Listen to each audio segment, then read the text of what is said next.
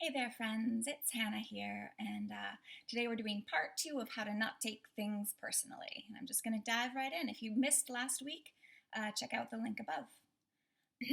So, today we're going to talk about taking care of our side of the street, sort of your role or our role in the hurt that happens. Last week we talked about his stuff and the mantra, using the mantra, that's his stuff. This week we're going to talk about sort of what's our stuff. It can be super tempting to blame your hurt feelings on the person who, did something wrong or said something wrong. If your partner did something wrong or said something wrong, then him. So make it all his fault or her fault. And yeah, true. Some of what happened was their stuff, right? But some of it is also yours. So that's the hard news, that you are actually more responsible for the hurt that's going on inside you than they are. What, you might say? The reaction is going on all inside of you. So it's really your experience when you're in the grip of feeling hurt. The ball is actually metaphorically in your court, so to speak. So the good news, though, is that taking responsibility for what happens within you when they say something or do something hurtful is a good thing, because then you have authority over it.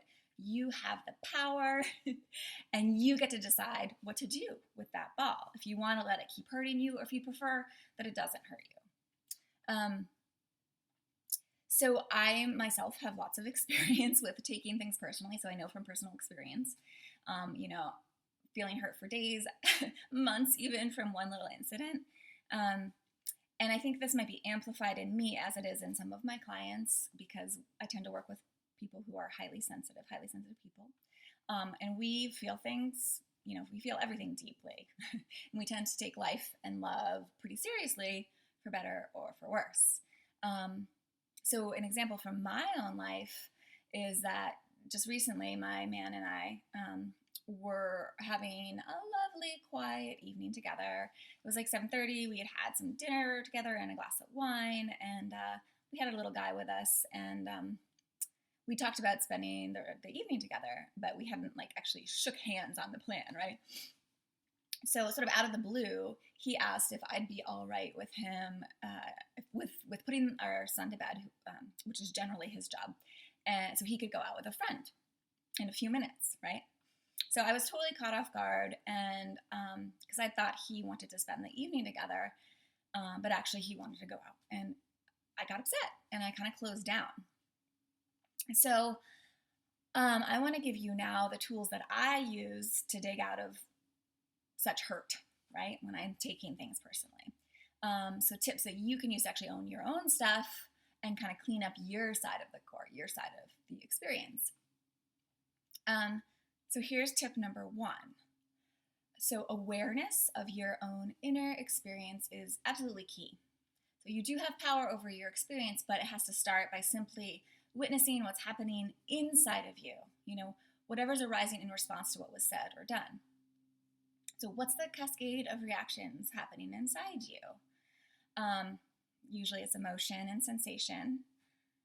For me, it was, could be sadness, but for me in this case, I was actually kind of angry, right? Which was a tensing and constriction, kind of like sort of a sulky anger. That's what I was feeling. And I could just feel my body contracting. So that's the first tip. Just become curiously aware of what you're experiencing.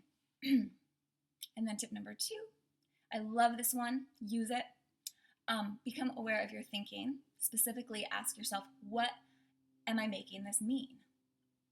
So often it's our fear-based mind that telling us subconsciously that it was all about you. Whatever they did means something about who you are or your relationship.